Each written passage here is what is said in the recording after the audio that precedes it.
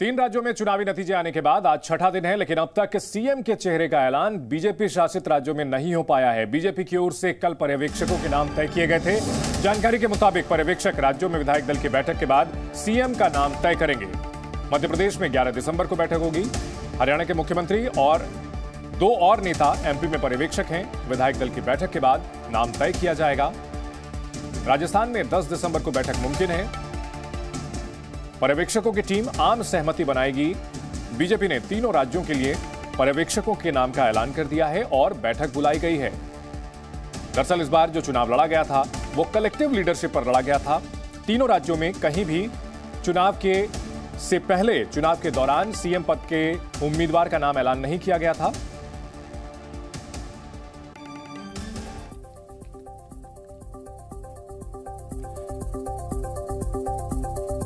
और हमारे 4 सहयोगी इस बड़ी खबर पर हमारे साथ जुड़ चुके हैं। अश्विन पांडे हैं, राहुल मिश्रा हैं, साथ ही साथ ब्रह्मप्रकाश दुबे हैं और अंकुर भी हमारे साथ जुड़े हुए हैं। सबसे पहले समझना चाहेंगे अश्विन, अगर बात की जाए इन राज्यों की पर्यवेक्षकों की जो मीटिंग होगी उसमें क्या कुछ गतिविधियां होने की उम्मीद की जा रही है?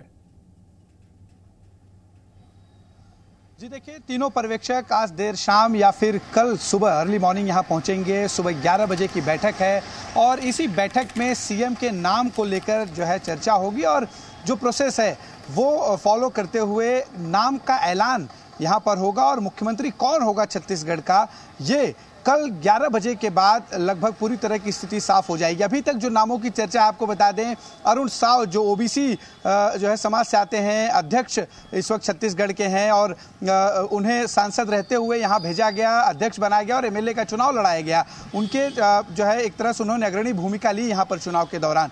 इसके अलावा रमन सिंह हैं जो 3 बार मुख्यमंत्री रह चुके हैं, वो भी दावेदारों की लिस्ट में जो है आगे हैं। रेणुका सिंह जो आदिवासी समाज से हैं, सरगुजा क्षेत्र से आती हैं, पहली महिला मुख्यमंत्री हो सकती है, इस तरह का भी जो है चर्चा तेज है। चूंकि वो केंद्रीय मंत्री रही हैं, उन्हें यहाँ भेजा गया और चुनाव लड़ाया गया। तो ये 3 नाम एक तरह से हैं। इसके अलावा जो चौथा नाम है विष्णु देव साय का, जो एक आदिवासी समाज से हैं, वो भी सरगुजा क्षेत्र से आते हैं। ये वो क्षेत्र है जहाँ पर पिछली चुनाव में 2018 में जो है 14 की 14 सीटें वो कांग्रेस के खेमे में गई थी, लेकिन इस बार सारी सीटें बीजेपी के पास आई हैं। तो एक तरह से आदिवासी मुख्यमंत्री होना चाहिए, ये बहुत ज्यादा चर्चा का विषय है। और जब 3 लोगों के नाम का ऐलान हुआ पर्यवेक्षकों का, तब एक तरह से जो इस चर्चा को और भी बल मिला। चूंकि अर्जुन मुंडा का नाम आया, सर्बानंद सोनोवाल और दुष्यंत गौतम का, तो जो है जिस समाज से ताल्लुक रखते हैं उसी समाज के मुख्यमंत्री को लेकर चर्चा बहुत ज्यादा लगाई जा सकती है कि आदिवासी मुख्यमंत्री हो सकता है छत्तीसगढ़ में।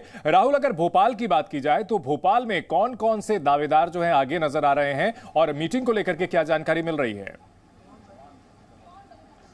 देखिए, क्योंकि मंडे को ये मीटिंग बुलाई गई है, जो विधायक दल की बैठक है वो मंडे को होगी और उस दिन ही या कल देर रात तक यहाँ पे पर्यवेक्षक पहुँचेंगे।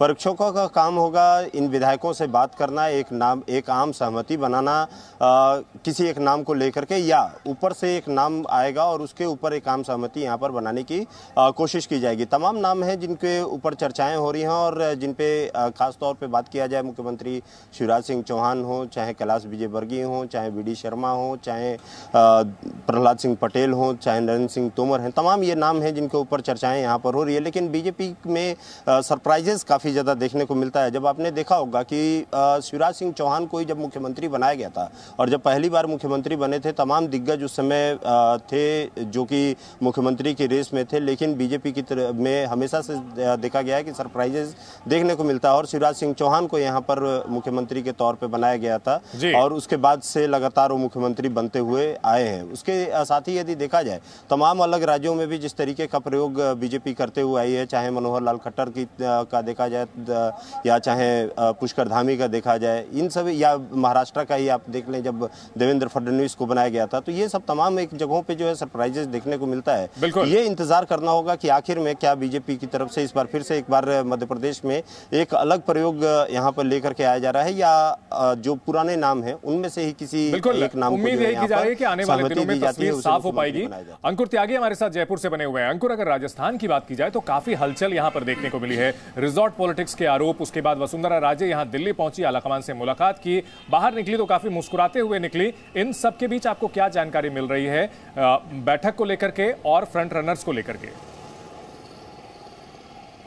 देखिए, बैठक की जहाँ तक जिम्मेदारी है, 3 ऑब्जर्वर हैं, राजनाथ सिंह हैं, विनोद तावड़े हैं, सरोज पांडे हैं, और अब ऐसा माना जा रहा है आज शाम या कल सुबह तक ऑब्जर्वर्स यहाँ पर आएंगे और कल या तो मीटिंग हो सकती है। राजनाथ सिंह का एक प्रोग्राम दिल्ली में बताया जा रहा है, अगर वो कंफर्म होता है तो फिर वो थोड़ा सा डिले आप यहाँ पर देख सकते हैं, लेकिन कल ये अभी तक जो एक्सपेक्टेड है, जो विधायक दल की बैठक है वो कल हो सकती है। आज तकरीबन 1 बजे सीपी जोशी हैं जो इस वक्त प्रदेशाध्यक्ष भी हैं भाजपा के, वो मीडिया से बात करने वाले हैं, तो थोड़ी सी क्लैरिटी वहाँ पर आती हुई नजर आएगी।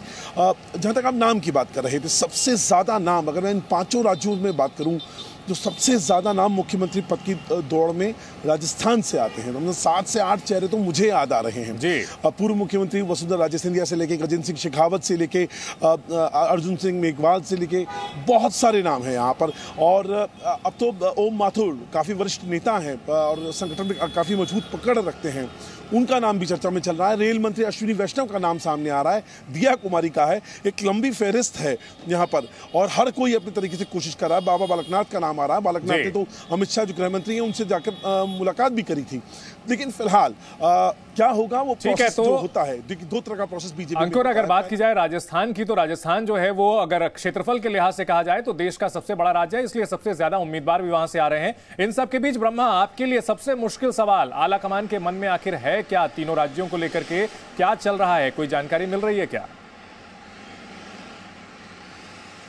बिल्कुल, देखिए, जो बीते 9 साल का ट्रैक रिकॉर्ड देखें आप बीजेपी लीडरशिप का, खासतौर से प्रधानमंत्री नरेंद्र मोदी और अमित शाह जो फैसले करते हैं, आपने देखा कि उनकी दूर दूर तक भनक नहीं लगती है और ना ही पहले जो तमाम सोर्सेज से जानकारी आ पाती थी, अब वो उस तरह की जानकारी भी नहीं आ पाती है। देखिए, कयास तीनों राज्यों में लग रहे हैं कि कौन कौन दावेदार हैं, लेकिन इतना तय है, जो पार्टी सोर्सेज से जानकारी मिल रही थी, कल पार्लियामेंट में कई नेताओं से चर्चा भी हुई इस मसले को लेकर, कि जो कॉम्बिनेशन होगा छत्तीसगढ़, मध्य प्रदेश और राजस्थान में, वो कास्ट कॉम्बिनेशन दिखेगा आपको, क्योंकि 2024 के लोकसभा चुनाव भी सामने हैं, लिहाजा ट्राइबल, ओबीसी, राजपूत या फिर ट्राइबल, ओबीसी, ब्राह्मण, राजपूत, इस तरह का कॉम्बिनेशन देखने को इन तीनों राज्यों में मिल सकता है।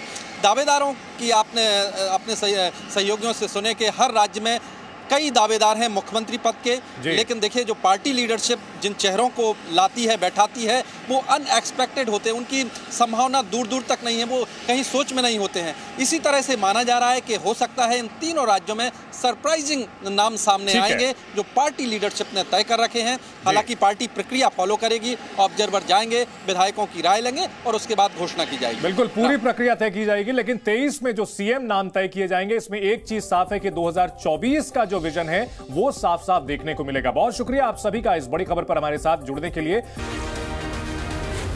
जी न्यूज़।